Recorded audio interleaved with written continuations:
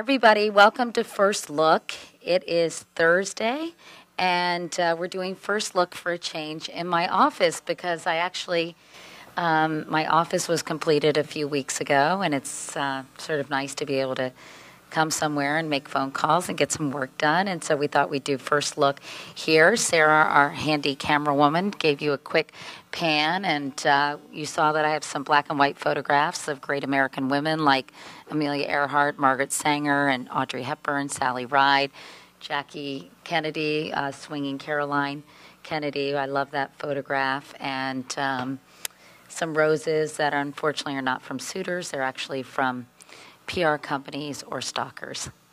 Anyway, so let me tell you what's going on for tonight on the CBS Evening News.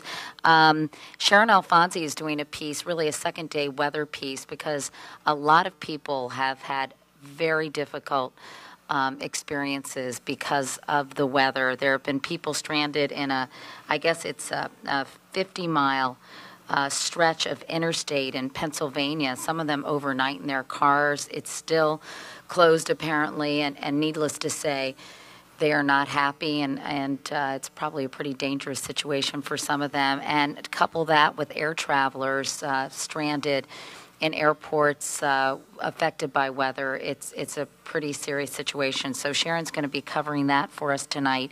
Then we have a piece on food safety. You know, we've been doing a series this week called Safe Enough to Eat about our nation's food supply and the E. coli outbreak. And tonight we have a Bob Orr piece about something called agro-terrorism. What would happen if terrorists actually targeted our food supply, and what kind of measures are in place to prevent that from happening or to deal with it if it happened. And serendipitously, I guess you can't say something serendipitous in the case of a food recall, but a Georgia plant has recalled a lot of peanut butter because of salmonella. I think about 300 people have gotten sick, and it's affected people in several states. So I guess it's very interesting timing given the fact that we are doing this series.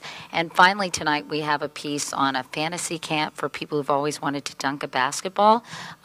Quite frankly, that's never been a personal aspiration, but apparently a lot of people want to do that before they die. It's on their list of things to do. But I think it's going to be a good show, and looking forward to it as always.